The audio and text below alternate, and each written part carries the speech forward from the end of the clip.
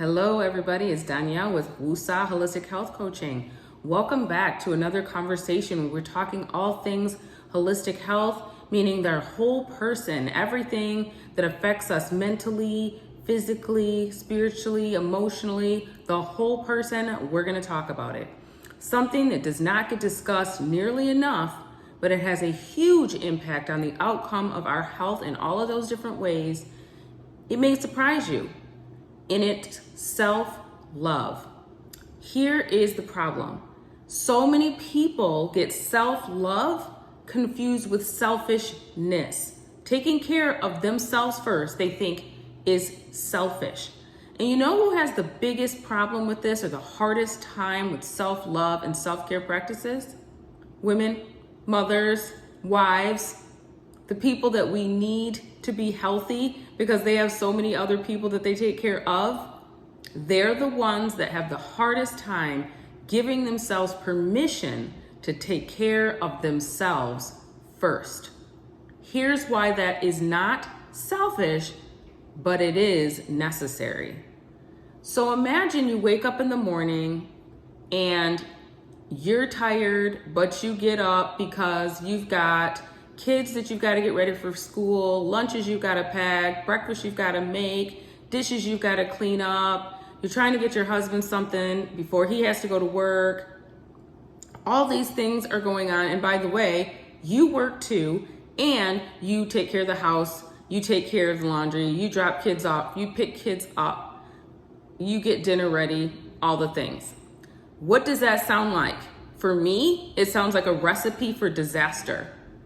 How would I know anything about that? I've already done the disaster life, where I was way bogged down with way too many responsibilities and not enough time to even take care of myself. And what was the result? My health wasn't very good. My health was not very good at all. I am a much healthier person because I've actually learned to give myself permission to take care of myself, something that I didn't even know that I needed. But I look at the biblical principle of love your neighbor, and I don't stop there. I actually finish the passage that says, love your neighbor as yourself. So clearly, it is a biblical command to take care of yourself and to love yourself. So what does that look like?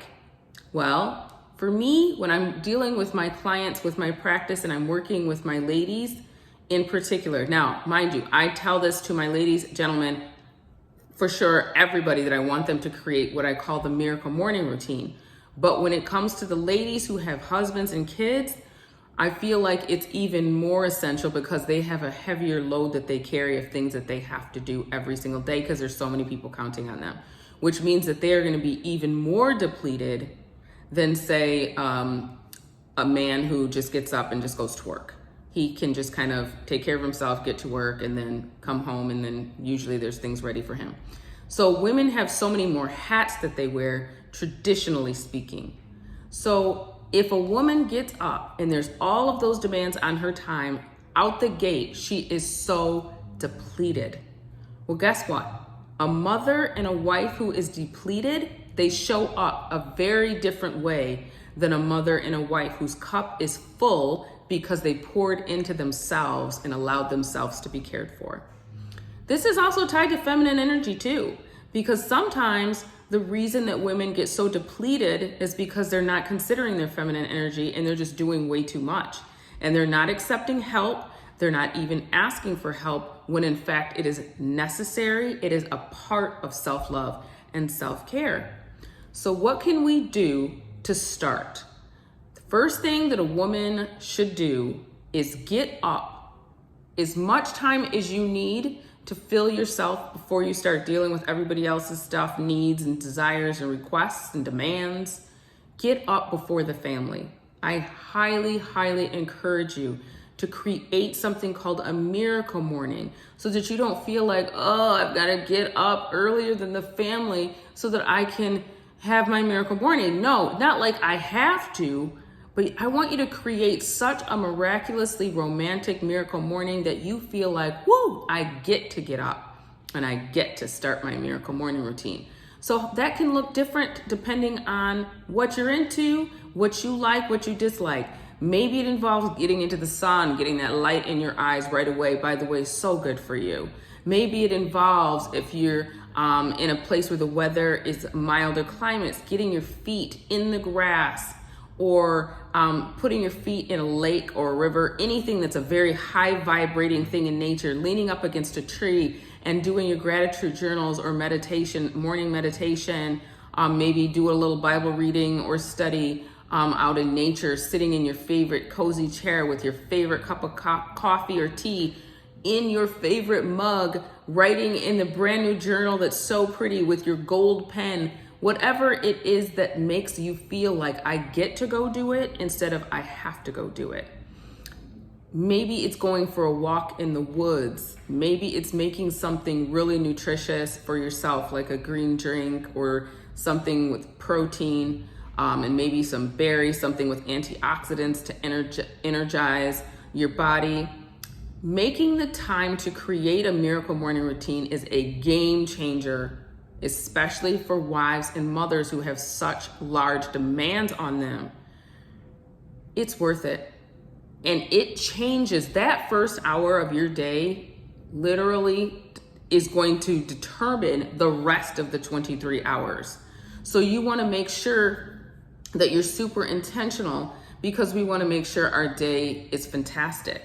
That's how to make your day great. That's how to engineer your day to be great. Instead of just rolling out of bed, typically the wrong side of the bed, where there is no gratitude, there is no appreciation, there is no excitement to start a brand new day.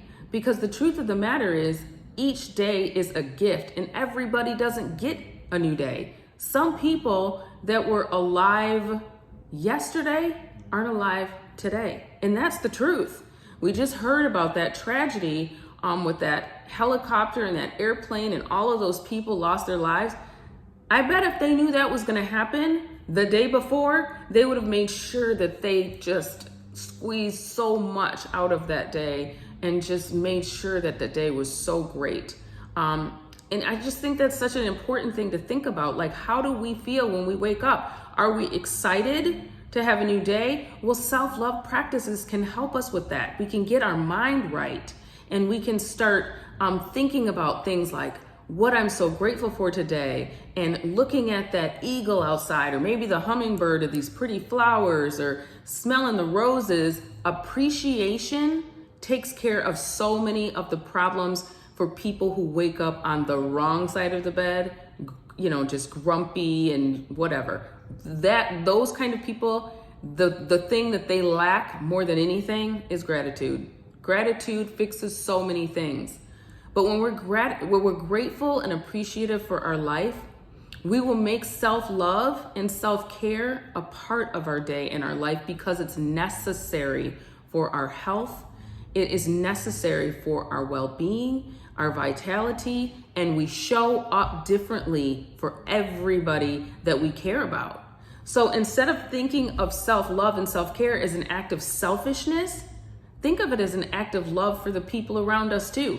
Because what child wants to wake up to a depleted, grumpy mother who's just like basically throwing stuff in the bag for their lunch because they just want to get it over with and get this kid out of the house so they can get out of my hair?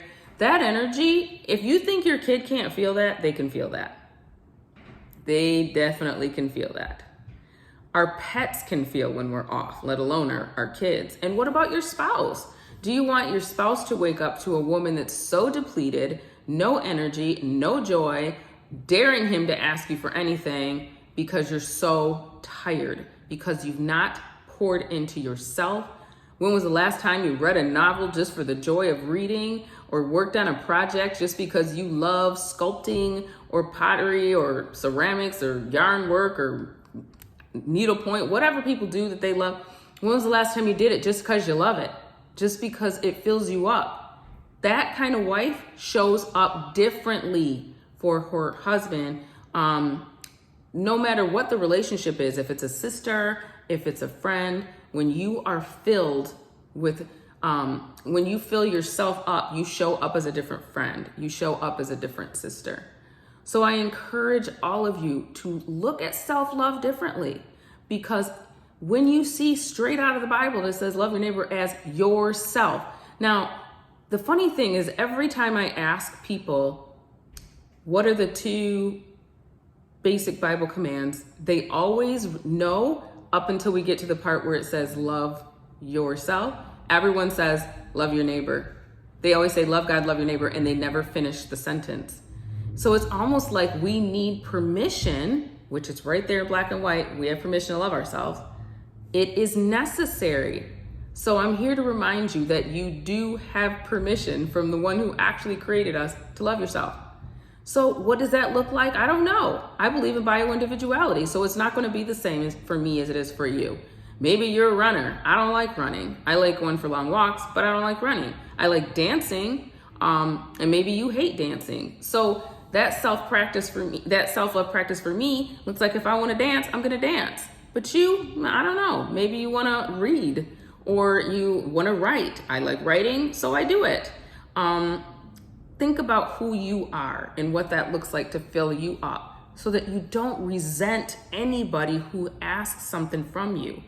If your kid needs something or your mate wants something, you don't get mad because you're so full. You've got an overflow. You've got something to give away. You're not just dry like the sponge that never gets any more water, that just keeps squeezing and squeezing and squeezing the life out of you and wondering why you feel so resentful towards your family, friends, whoever, because you just don't have anything left to give. And the other problem with not doing self-love is it is the exact recipe to getting sick. Not enough rest, not enough nutritious food, not enough movement, not taking care of your spirituality, not taking care of your creative needs, not taking care of whatever you need, social life, interactions with other humans, positive conversations. If you don't do that stuff for yourself, that's not self-love. It's not self-care. Or conversely, if you do a bunch of stuff, but it's all stuff that drains you, maybe you're participating in conversations that leave you nauseous at the end of it, or you participate in an activity that you dislike so much that all you want to do is go to bed. Yeah, that's doing stuff, but it's not doing the right stuff. Maybe it's consuming so much negative news and conspiracy theories that your head is all messed up and you couldn't find a positive thought if your life depended on it. And by the way, a positive thought, our life does depend on it. So keep that in mind also. That is also self-love. I'm very sensitive to the news. I am very sensitive to bad news. I know that I cannot consume a bunch of bad news first thing in the morning and then expect to have a great day. It just doesn't work like that. And it doesn't work like that for me. And we all have different sensitivity levels. I remember one time my sister and I were sharing a hotel room and the news was on, something that I never watched. And I was just like freaking out about everything that was happening. I'm like, did you hear that? Did you see that? Did you hear what they just said? And finally my sister goes, okay, that's enough. No more news. We're turning this TV off. And I'm like, and she's like, what is up with you? And I'm like, I don't watch the news. She's like, clearly, this is just like Tuesday. This stuff happens every single day, all this horrible stuff that you're reacting to. But do you know that there are people that literally turn on the news and that's all they watch all day long, every single day? And then we wonder why they complain all the time or they can't see anything in the world but the ugliness, when there is still a lot of beauty. If you look for it, it's all around you.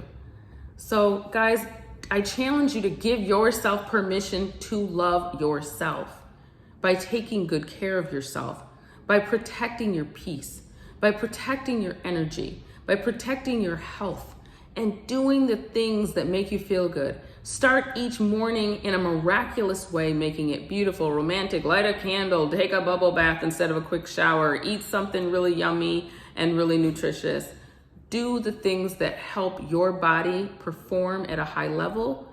Talk about the things that serve you well, dream big, get excited about your life. If you don't like your job, figure out another thing to do that fills you up and electrifies you and inspires you instead of going to a job every single day that you hate for 30 years. It makes no sense.